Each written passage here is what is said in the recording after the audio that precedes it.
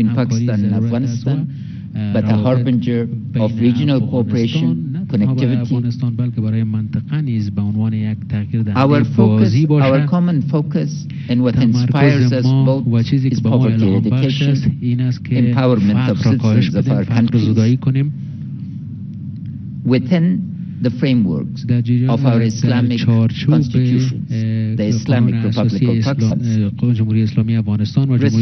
Pakistan, respect for our Prophet, peace be upon him, is of every Muslim, and as I brought to your attention, over 1,000 years literature in our history shows nothing but respect. There is not a single joke that you can find.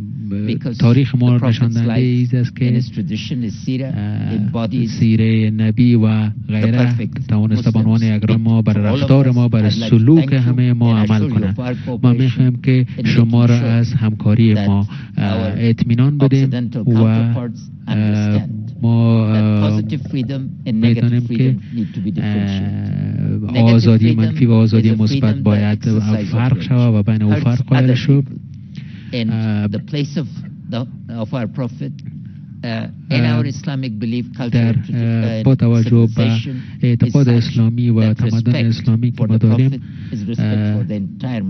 باید بازتاب دهنده Mr. Prime Minister, you come with a series of very important messages that you yourself will articulate, but fundamental to this is that violence is not an answer. A comprehensive political settlement for an enduring peace within the framework of our values, our constitution in the Islamic Republic is the way to the future. Within this, we can move forward and a comprehensive, at the request of the Afghan people, is for a comprehensive ceasefire as soon as that will be feasible. All of us need to understand that resort to violence, the region has shown in your convinced from your personal experience, is not an answer. جواب این نخواهد بود.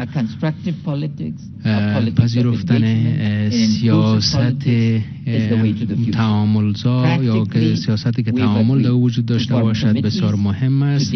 میخواهیم که با موضوعات بسیار مهم ما روبرو شویم که اساسی که ما میتونیم برای اعتماد بگذاریم بسیار مهم و ارزنده است تا که سفری که شما امروز دارین یک قدم بسیار بزرگ برای آینده باشه که در جریان یک بر اساس دعوت شما ما سفری به پاکستان نیز خواهم داشت و تشکر میکنم به خاطر حضور بسیار مثبت شما. به نام خدا. جناب رئیس جمهور غنی، اولتر از همه از شما به خاطر دعوتتان که از کابل دیدن کنیم تشکر میکنم.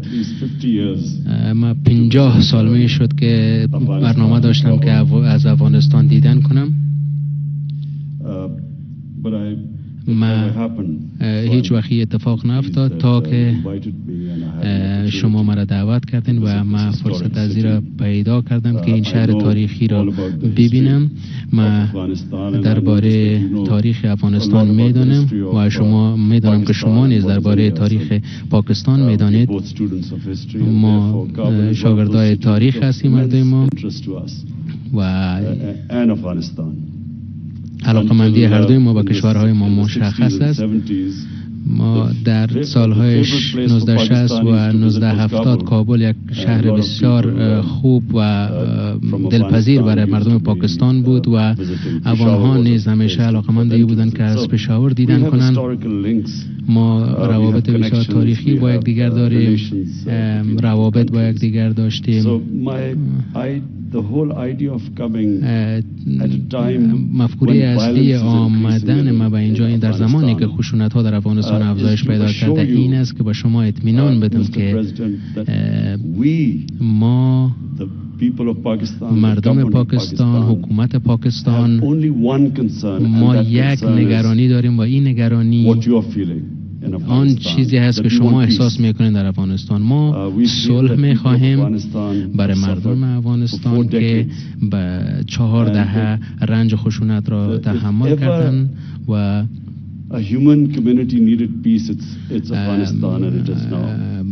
جامعه بشری نیاز به صلح داره.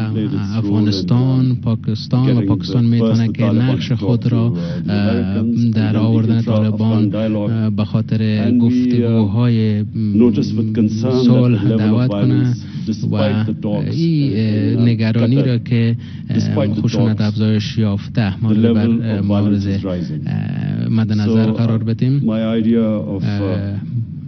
نظر من به خاطر انتخاب این زمان به خاطر آمدن به کابل این بود که با شما اطمینان بدیم که پاکستان هر کاری که امکان داره را انجام بده که کمک کنیم در کاهش این خشونت ها، در به ثمر رسیدن یک آتش بس.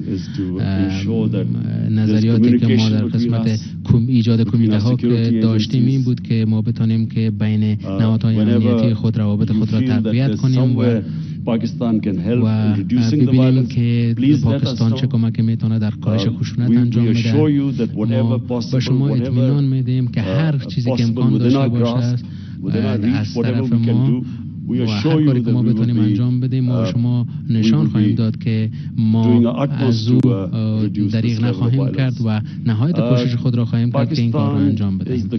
پاکستان کشوری است که میخواهد که بیشترین علاقه را از صلح در افغانستان داره. مناطق قبایلی پاکستان که اکنون بخش از خیبر پختونخوا هست، مناطق فاتا و غیره،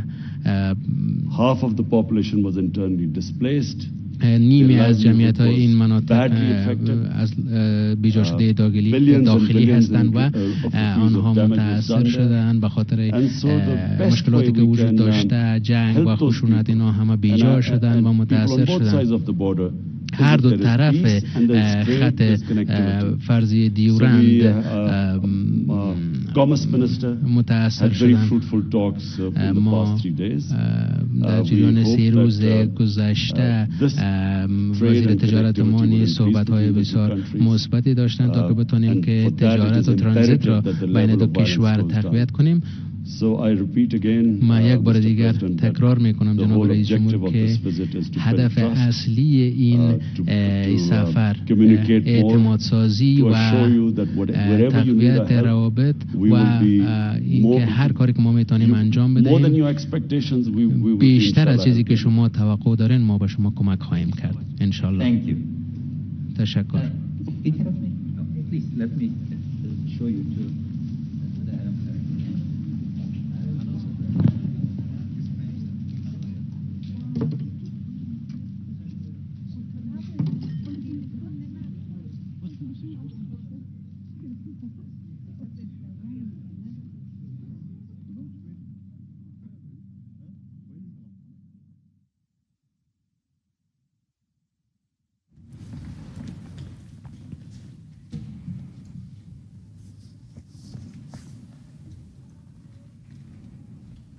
د ولسمشر ماڼۍ څخه مو د افغانستان د ولسمشر او د پاکستان د